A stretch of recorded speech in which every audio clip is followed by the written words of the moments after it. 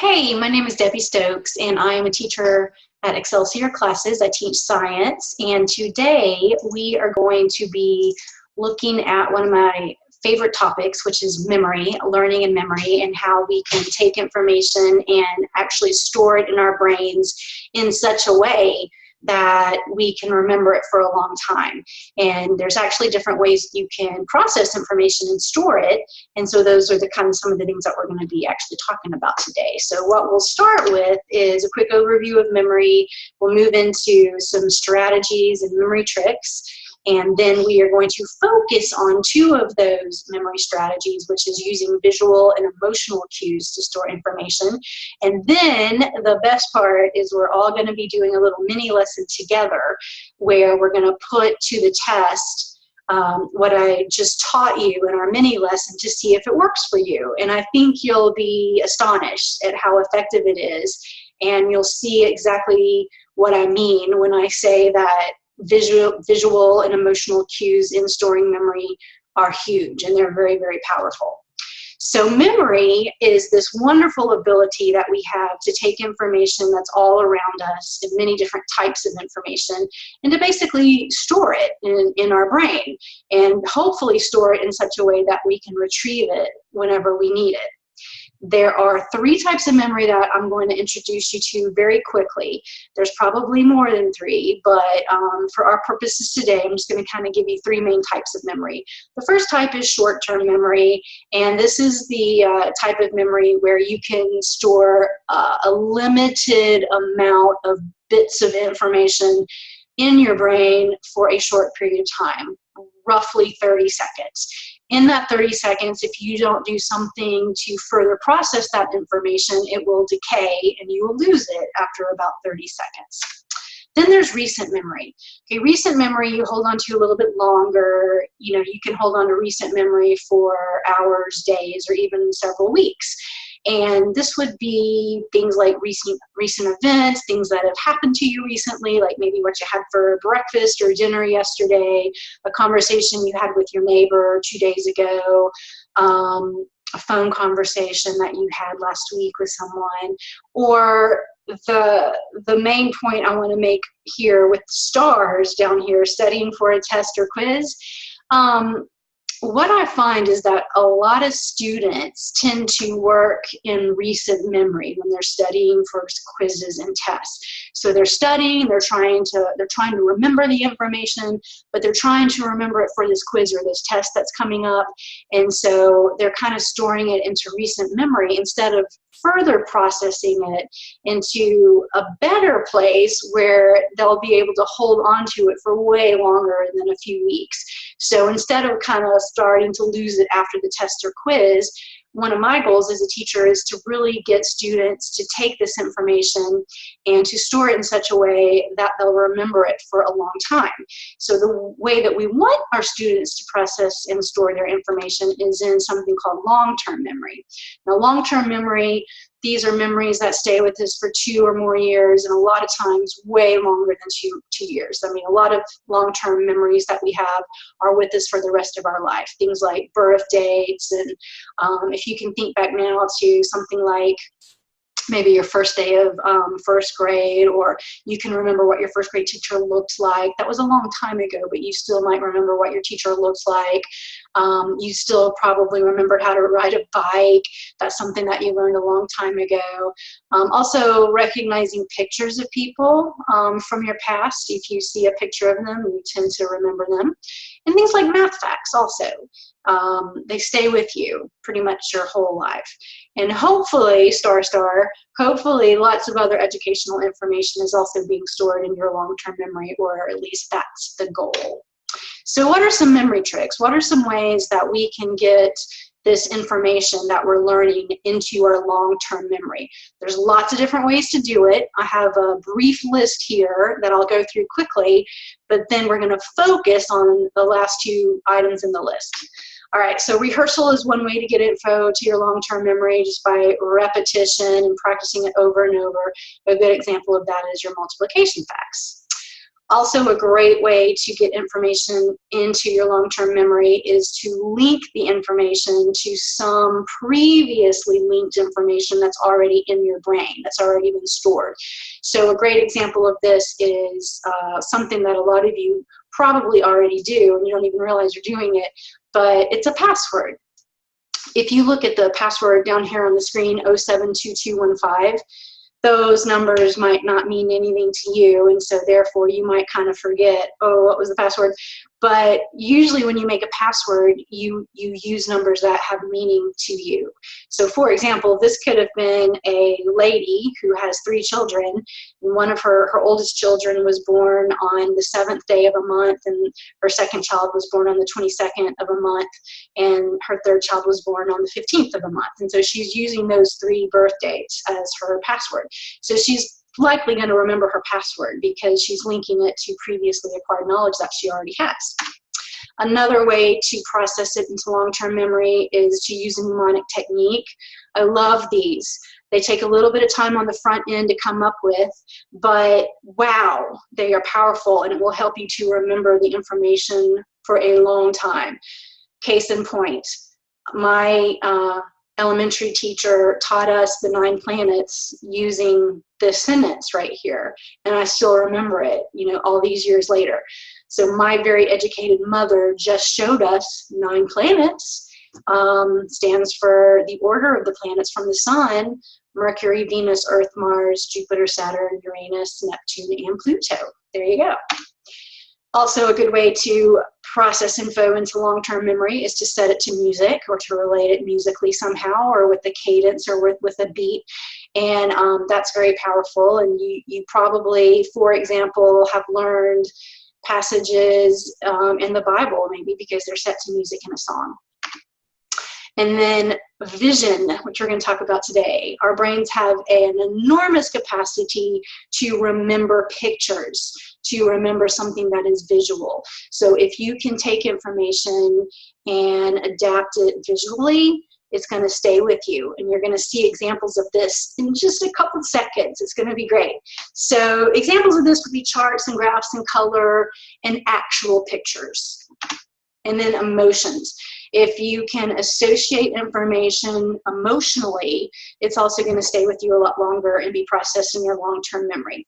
So if you can relate information to a story, or come up with a story that's crazy or funny or weird or odd or scary, or any type of emotion, it's going to be more powerful and it's going to stay with you longer. So we're going to look at visually and emotionally right now and how powerful those are. All right, so this all started for me. I was introduced to the power of visual and emotional techniques in learning information when I was in college, and I was working at a hospital as a unit secretary. And there was a class that was offered called medical terminology, so I thought, I'll take it. So on Tuesday nights, I think it was at 7:30, like I still remember what time it was, I would go down to the basement of the hospital, and there was a projector down there and with a bunch of slides, and he would just run the slideshow Tuesday nights. And the slideshow was full of these pictures, and it was connected to the audio of a man explaining the pictures, and it was amazing. The pictures, I still remember them, and I still remember the meaning of the words from these pictures.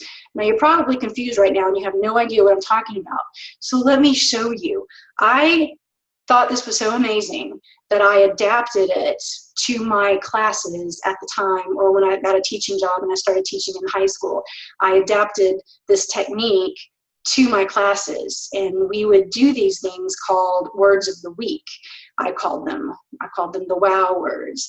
And what they were, there was over 300 medical terms. You know, you've seen a lot of these medical terms before: ology and endo and lysis and dermat and metter and osis and ren. These are all medical word parts, and they have a meaning. They're from Latin and Greek origins, but when you put them together, they can create over 10,000 different medical and scientific words that as used in science and medicine. So ophthalmology, the study of the eye, Xeroderma, dry skin. Lacrimation is the technical word for crying. Subdermotoglyphic is actually referring to under the skin, your prints, that the way that you have whorls and loops that create your fingerprints. That's what that's referring to. So if you know what each of these 300 little word parts mean, then when you see these bigger words put together using these word parts, you're able to decipher them and figure it out, and it's not as complicated as you think it is. And so that is what I used to do in my classes sometimes, and it was a big hit and was actually very successful. So I'm going to give you a quick little mini lesson and see how it works for you. We're going to introduce you to 7, just 7, because we don't have a lot of time today. I don't want to keep you too long, but I want to show you enough where you'll see that it's actually quite effective. So are you ready? This is going to be really cool. I'm always excited when I get to introduce someone to this technique. All right, so the first word that we're going to do, I'm going to introduce you to this process using the medical term Cardi, C-A-R-D-I, Cardi. All right, so Cardi is the term, and you want to know what it means. Well, I could just tell you what it means, but I want you to remember it forever. So what we're going to do is we're going to go through this little process, and I'm going to come up with a word in the English language that reminds us of Cardi that you can relate it to. All right, so Cardi is going to sound like cards. Cardi sounds like cards, kind of like, you know, a deck of playing cards. So Cardi, cards. Now what you have to do is you have to kind of say that to yourself a few times in your mind or even out loud. Cardi, cards. Cardi sounds like cards. Cardi, cards. Then I show you a picture. Here's the picture. Ah, all right.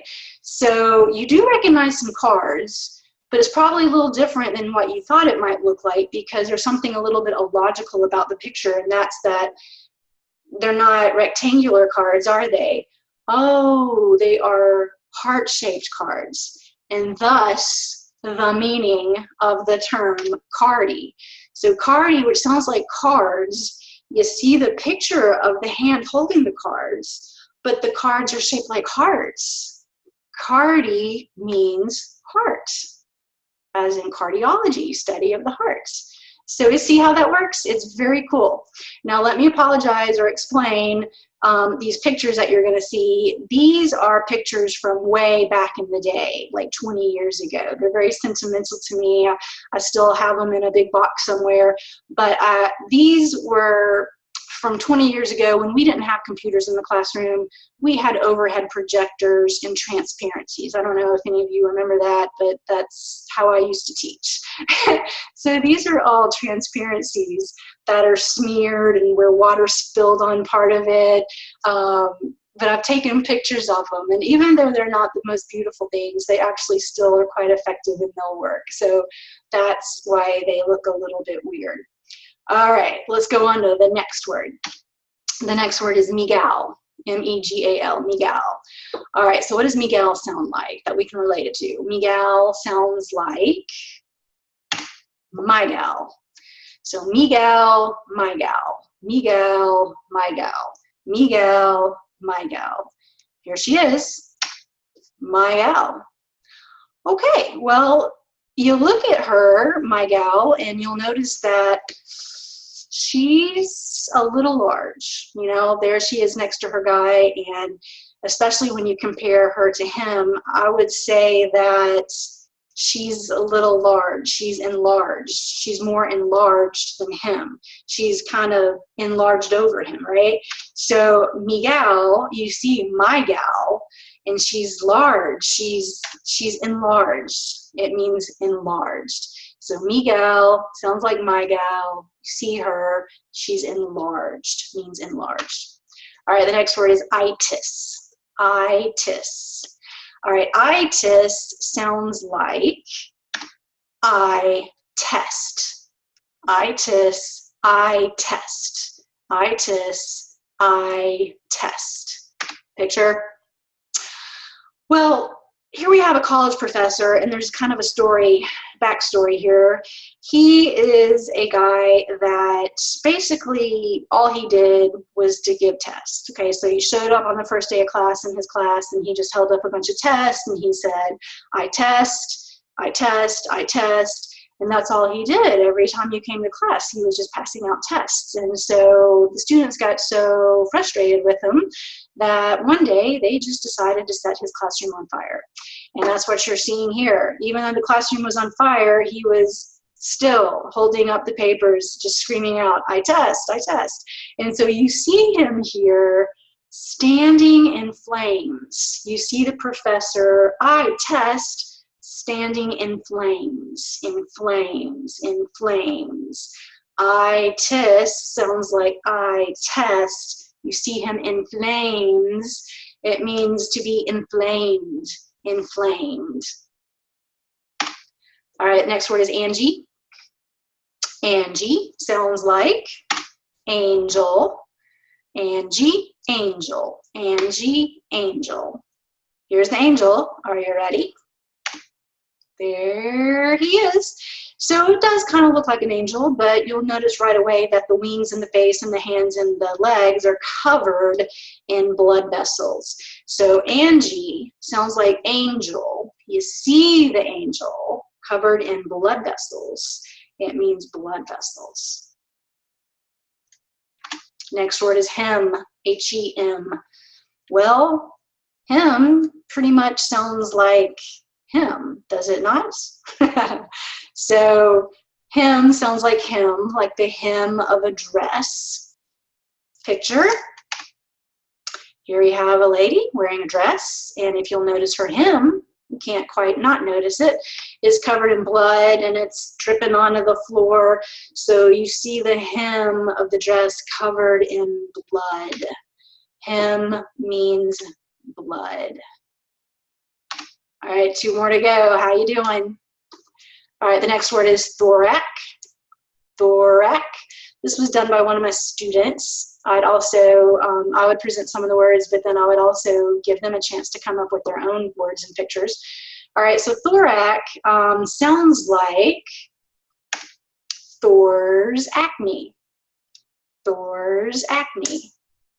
Thorax, Thor's acne. Here's Thor. Yep. And you'll see that indeed Thor does have some acne, but it's really isolated just to one area of the body, wouldn't you say? And I would say that would be on the chest. So you see Thor's acne, and it's covering his chest. Chest. Thorax means chest. Ta-da! All right, 1 more to go. This is one of my favorites. This was also done by a student many years ago. And it is so creative. I love it just because of the thought process that went on behind coming up with this word. So condor, condor, condor sounds like condor, like the bird, the big bird, the condor. Condor, condor, condor, condor. Okay, here's the picture. You see the large condor, and it's a happy bird, and it's moving, as you can see. Those are action lines, and it's happy, but I don't know if it's about to be, because something's about to happen. So the meaning of the word condor is all wrapped up in this picture. If you could just sit long enough, you might could figure it out, but let me help you along. Or maybe some of you have already figured out what it means. You see the condor in the cart. It's in a cart. The condor is standing up in this shopping cart. So it's in the cart, and it's about to go over the, some might say cliff, but there's another word that we're going to use for that. It's in a cart, and it's about to go off the ledge. It's about to move off the ledge. So the condor is in the cart on the ledge. Cart on the ledge. Cart, ledge. Cart, ledge. Cart, ledge. Condor means cartilage. Isn't that amazing? I love that one.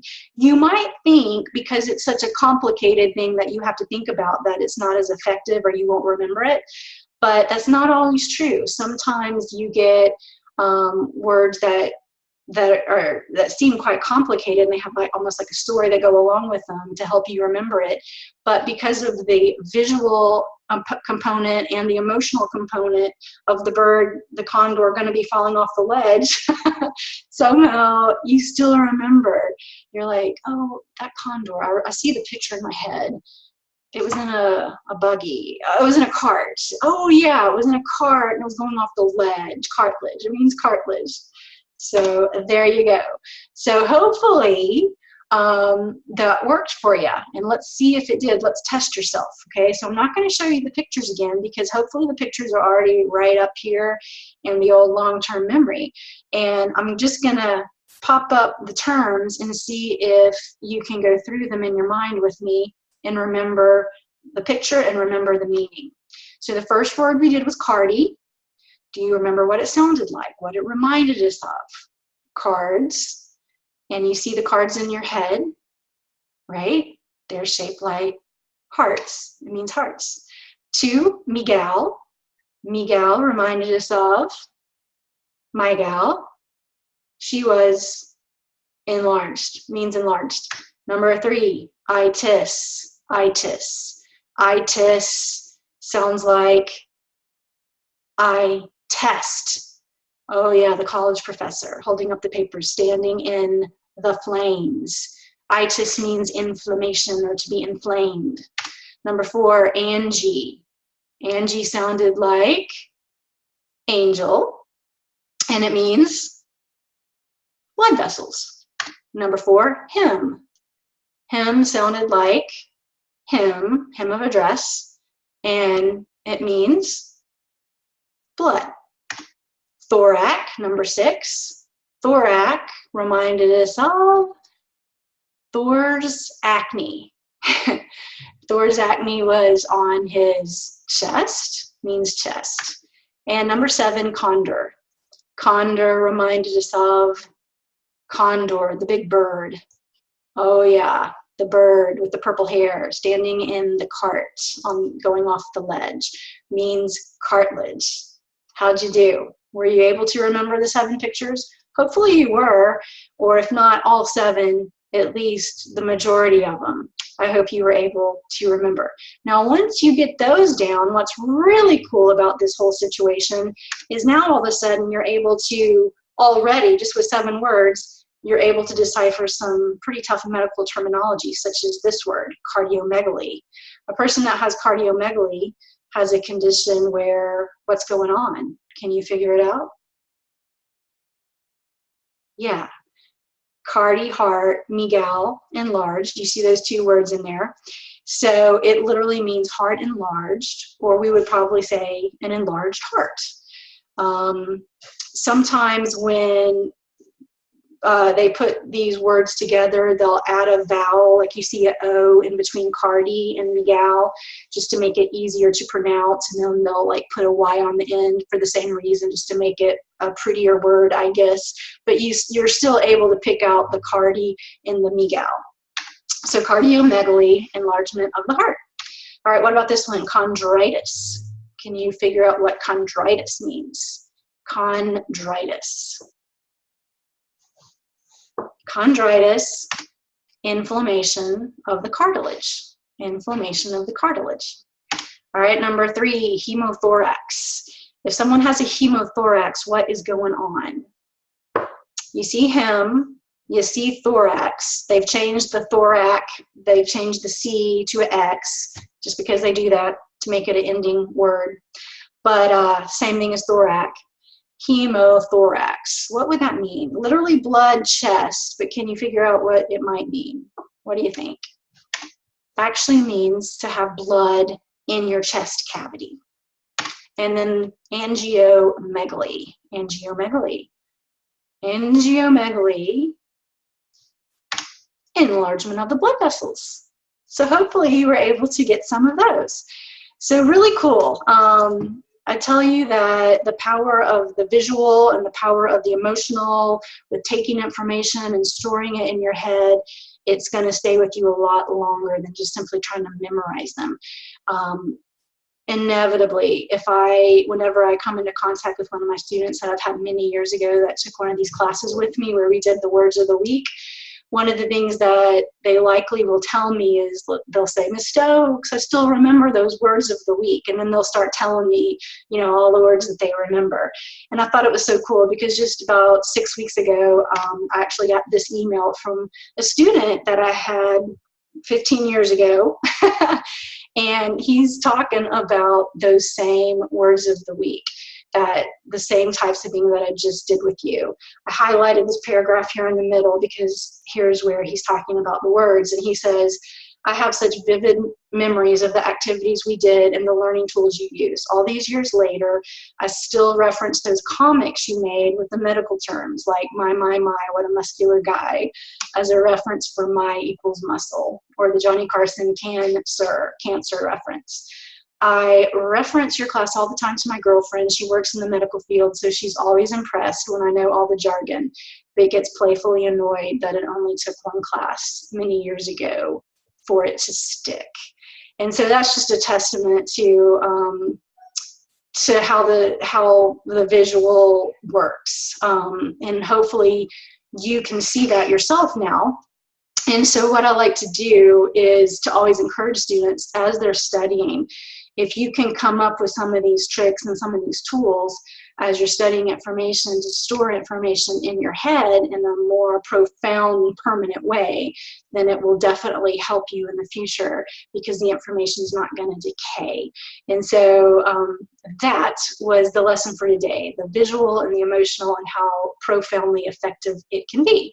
So thanks for stopping by. I hope you learned some things. I hope you enjoyed our mini lesson together. Please don't hesitate to ever email me if you have any questions or comments. I'd be glad to accept your emails and respond. And I'm also going to be teaching biology and pre-biology at Excelsior classes starting in the fall. So I have a website down there. If you know anyone that would be interested in those classes, check them out. Thank you so much for coming. Hope you have a great day. Bye-bye.